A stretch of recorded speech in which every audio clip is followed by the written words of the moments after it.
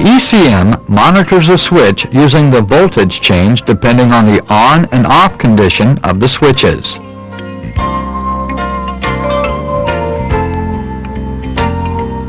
As for the check for the power steering switch, we can check the current data depending on operating of the switch.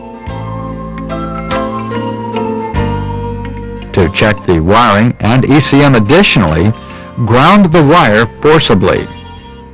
And then check the current data to check if the ECM reads the switch signals correctly.